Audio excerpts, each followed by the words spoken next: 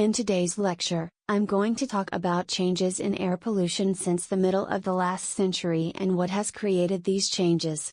So, by the 1950s, air pollution was very visible with frequent thick black fogs known as smogs in many large cities around the world. The main source of this pollution was from factories and it caused severe health problems. For example, a particularly severe smog in London in 1952 caused over 4,000 deaths. Obviously, something had to be done, and in 1956 a Clean Air Act was introduced in Britain.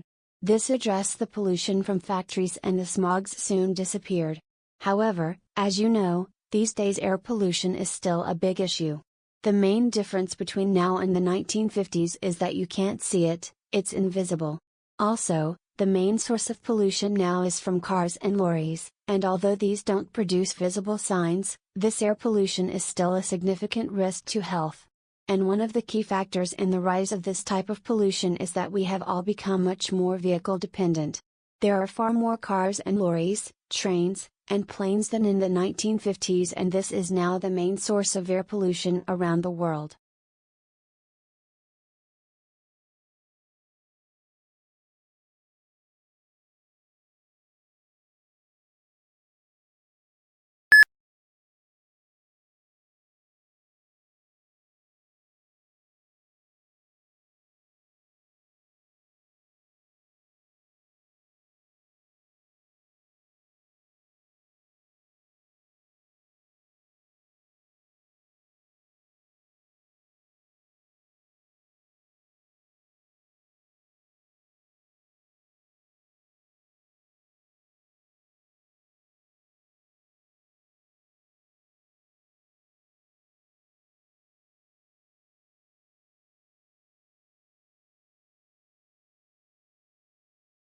Mars is the fourth planet from the Sun and the second smallest planet in the Solar System after Mercury, named after the Roman god of the war.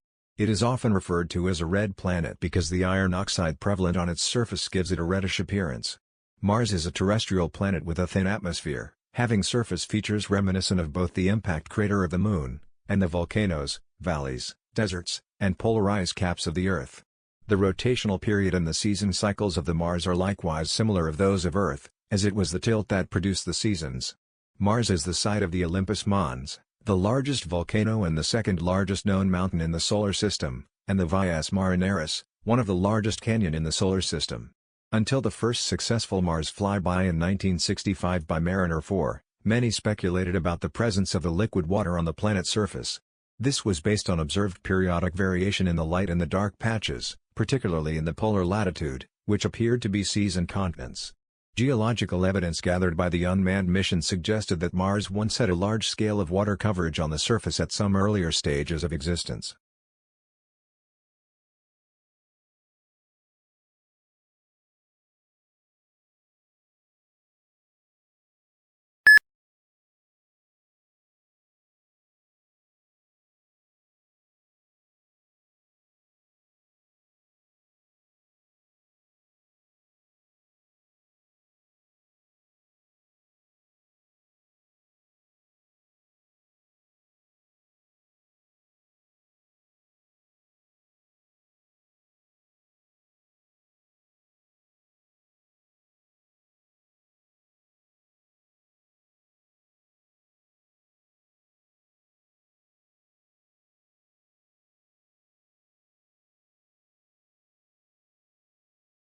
The brain is basically built from the bottom up. First, the brain builds basic circuits that are responsible for basic skills, and then more complex circuits are built on top of those basic circuits as we develop more complex skills. Biologically, the brain is prepared to be shaped by experience. It's expecting the experiences that a young child has to literally influence the formation of its circuitry. It's built into our biology. The interaction between genetics and experience that shapes brain architecture is embedded in a reciprocal relationship, the relationships that children have with the adults in their lives. And by that we mean what we refer to as the serve and return nature of children's interaction with their adults' development. And the impact of experience on development is not a one-way street. It's a back-and-forth interaction. The brain is a highly integrated organ which has multiple sections that specialize in different kind of processes, so we have parts of the brain that are involved more in cognitive function and other parts that are involved in processing of emotion and parts involved in seeing and hearing. So if a child is emotionally well, put together and socially competent, that will affect more positive and productive learning. And if a child is preoccupied with fears or anxiety or is dealing with considerable stress, no matter how intellectually gifted that child might be, his or her learning is going to be impaired by that kind of emotional interference.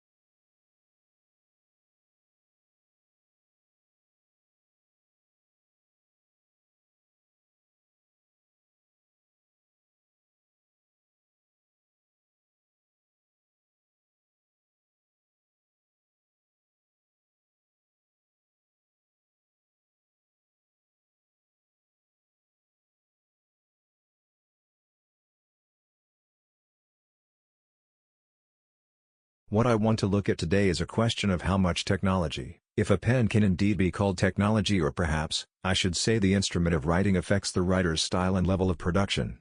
I also want to consider other factors that may have an effect on prose style, such as personality, educational background, and so on. Now, production levels aren't so hot measure in relation to the writing instrument used. The quill pen, for instance, would need continue refilling and resharpening, which led to a naturally balanced style of prose, full of simple sentences. Writing took a lot longer than now, and one of the great novelists of the 18th century, Fielding Small or Richardson, had a relatively small output. The books ran to enormous lengths. By the middle of the 19th century, the fountain pen had been invented. It didn't need such constant refiling, which can account for the more flowing discursive style of Dickens and Thackeray, as well as the tremendous output. Then came the typewriter, whose purpose, once you got the hang of it, was to speed up the writing process, and was therefore much favored by journalists. It seems to me that it gave rise to a short-winded style characterized by short sentences, a short prose style if you like. Dictating machines and tape recorders led, as one of its complained, to writers becoming too conversational, rambling and long-winded. Henry James, while he didn't use these machines, dictated his later novels. And while some might agree with this accusation, it looks as though we have to leave word processors, computers, and of course the way filmed its narrative techniques affected writing style for another day.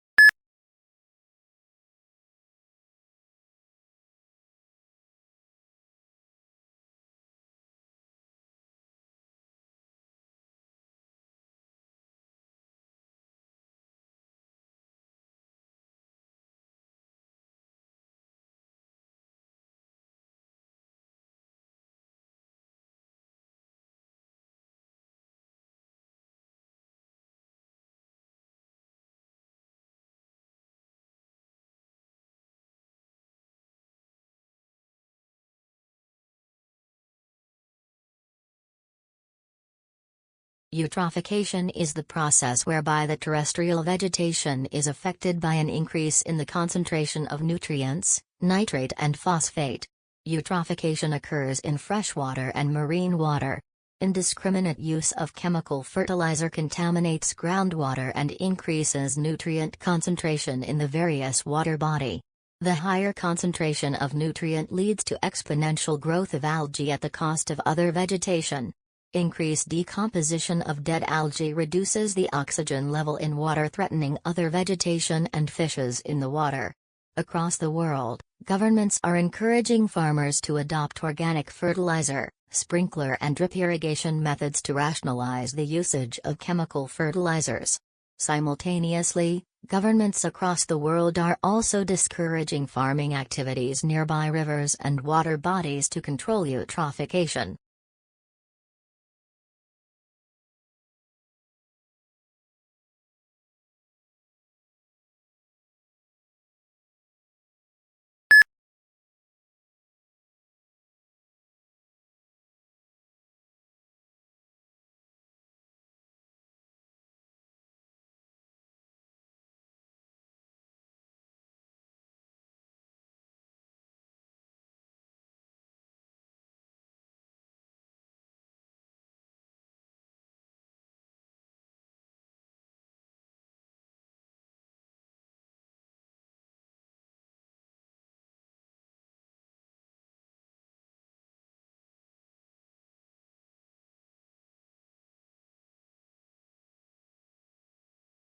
As a part of our study of the effects of diseases on society, of the, social consequences of man's diseases, we should certainly include yellow fever.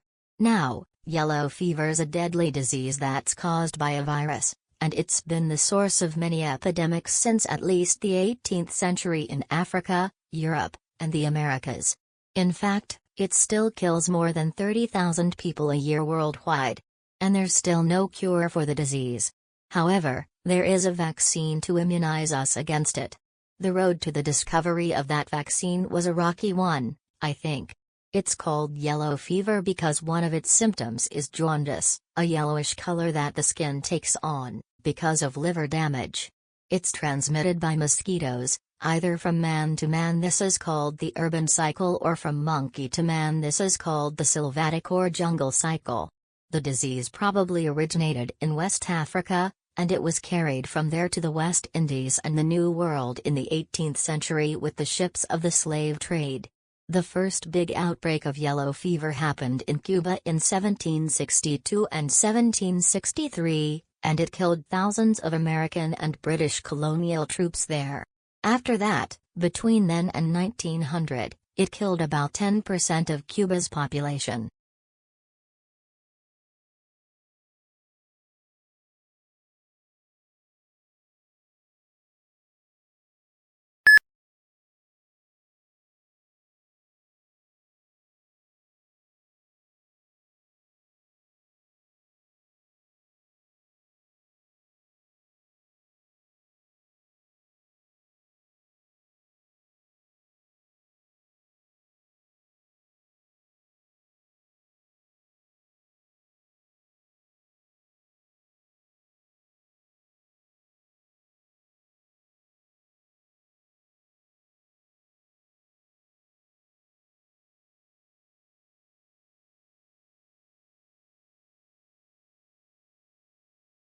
How much sun exposure might one need to get their target vitamin D level to that found associated with the lowest total mortality rate? Well, it depends. It depends on our age, how long we're exposed, the time of day, the time of the year, our latitude, our skin color, our use of sunscreen, and how much of our body we're exposing. Even in Boston, though, all it takes is 10 to 12 minutes of midday summer sun without sunblock, if you're a young pale naked Caucasian. But then you're golden. Actually, you'd be a little pink. Note though, if you are some old white guy prancing around naked on the commons, you're not going to make it. As I hope you are beginning to appreciate, it's not easy to make one-size-fits-all recommendations for how much sun exposure one might need. And low vitamin D status despite abundant sun exposure has been found even in the best of circumstances. Young half-naked skateboarders in Honolulu, mostly Caucasian, averaging 30 hours of sun a week, and 51% didn't even make it to 30. If they can't, who can? And these days, even if we're an albino nudist at the equator, how often might we be getting outside in middle of the day with a desk job? So, if we're really interested in getting to the vitamin D level associated with the lowest mortality rates, and our lifestyle or latitude won't allow us the necessary